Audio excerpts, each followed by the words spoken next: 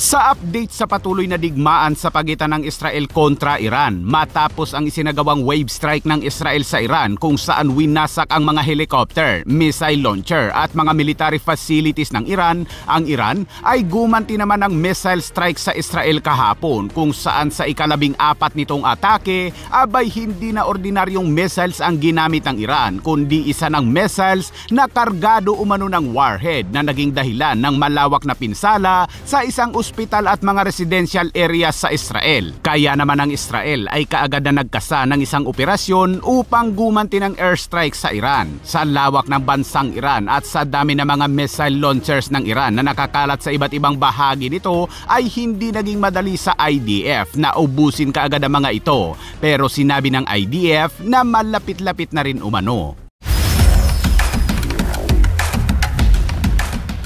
Ngayong araw kung saan saktong isang linggo na ang labanan sa pagitan ng Israel kontra Iran matapos gumamit ng 50 fighter jets ang Israel noong Miyerkules upang wasakin ng mga military base at missile launcher ng Iran, kahapon ay gumanti naman na matinding atake ang Iran. Madalas gabi umaatake ang Iran sa Israel pero kahapon ay umaga nang umatake ang Iran kung saan tinamaan nito ang residential building at Soroka Hospital. Kita sa himpapawid ang salpukan ng mga missiles ng Iran kontra air defense ng Israel hanggang sa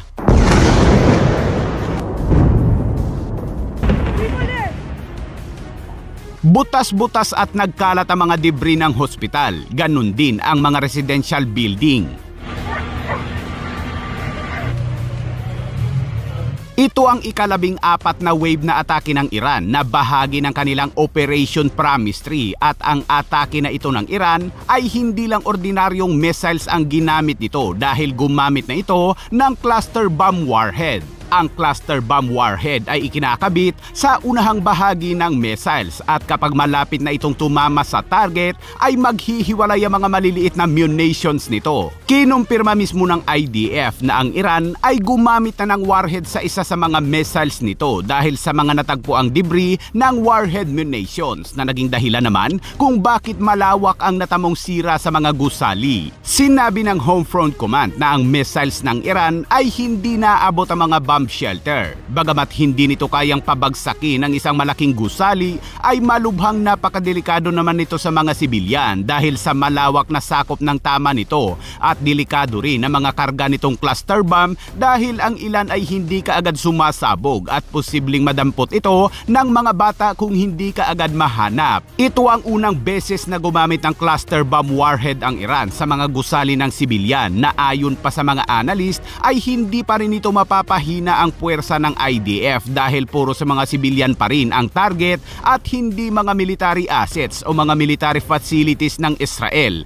Kung gusto umano ng Iran na pabagsakin ng Israel ay dapat na mga military base umano ng IDF ang targetin nito. Ayon naman sa ilang mga expert, ang problema umano ng Iran ay wala umano itong kakayahan sa precise strike dahil hindi umano nito makontrol kung saan talaga tatama ang mga missiles nito kaya't napakadelikado para sa mga sibilyan. Itinanggi naman yan ng Iran at ayon sa Iran, ang Soroka Hospital sa Israel ay mayroon umanong underground facilities ng IDF kaya yun ang kanilang tinarget. Kung sa lakas naman ang bala ang pag-uusapan ay mas malakas pa rin ang mga bomba ng Israel dahil sa maraming beses na itong napatunayan na kayang bumura ng mga malalaking gusali ang bomba ng Israel tulad nito.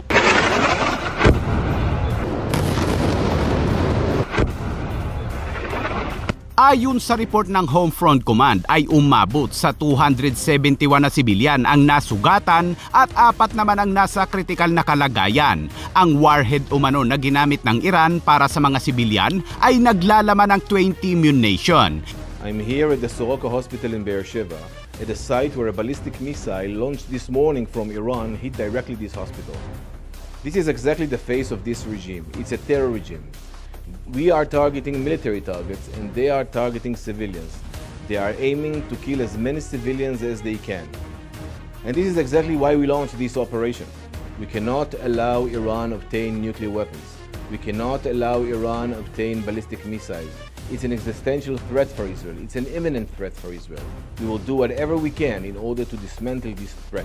Kaya't matapos targetin ng Iran ang central at southeast ng Iran na naging dahilan ng pagkasugat ng mga sibilyan at pagkasira ng mga gusali, ang Israel ay kaagad naman nagsagawa ng isang operasyon. Bilang ganti ay winasak ng Israel Air Force ang isa umanong strategic site ng Iran, ang hindi pa pinapaganang nuclear reactor na matatagpuan sa Arak region sa Iran. Maging ang mga militar ng Iran na nagkukumpuni ng mga missile launchers ay hindi nakaligtas. Sa kabuuan ay nasa 100 bomba ang inihatid ng Israeli fighter jets sa nasabing atake. Sa lawak ng bansang Iran at sa dami ng mga missile launchers nito na nakakalat sa iba't ibang bahagi ng Iran ay hindi naging madali sa IDF na ubusin agad ang mga ito. Pero ayon sa IDF na malapit-lapit na rin umano. Base sa record ng Israel, mula nang magsimula ang kanilang opensiba noong Biyernes ay umabot na umano sa 600 na i-refueling sa mga fighter jets nito dahil sa layo umano ng Iran na kinakailangang ikutin din ng mga fighter jets upang sipati ng mga kasuluk-sulukan ng Iran. Samantala, iniulat naman ng Iran International na si Khamenei ay hindi pa umano umalis ng bansa at siya ay kasalukuyang nagtatago umano sa isang underground na kompleto umano sa gamit kasama ang kanyang mga pamilya na siya namang tinatarget ngayon ng IDF. Nagbabala naman si Al-Nujaba Secretary General Akram Al-Kaabi sa mga American citizens, militar, diplomats at US allies sa rehiyon na anumang mangyari kay Khamenei ay mananagot sila. Mahirap kumuha ng mga detalye sa side ng Iran dahil sinashutdown ng rehimeng Khamenei ang internet sa Iran. Hindi ipinapaalam kung gaano kalawak ang pinsala sa kanila at puro pagbabanta lamang ang mga inilalabas na pahayag hanggang i-shutdown rin ni Elon Musk ang Starlink nito sa Iran. Mahirap kumuha ng mga detalye sa Iran tungkol sa kanilang atake, hindi tulad ng Israel na may detalye tulad ng mga napinsalang natamo nito. Tulad ng sabi ko noon pa na transparent ang Israel sa kanilang mga operasyon. Ayon naman kay US President Donald Trump ay ayaw umano niya ng ceasefire at ang kanyang gusto ay complete victory. He said I was going back home to make a ceasefire. Not a ceasefire. We're long beyond ceasefire. And I said, why do you say that? Why would you say ceasefire? It's a bad term to use. Because a ceasefire means like everything's going swimmingly, we'll take a little time off. It's not. We're not looking for a ceasefire. We're looking for a total, complete victory. Again, you know what the victory is. No nuclear weapon. So I thought it was a very badly worded statement by him, and obviously I let him know that.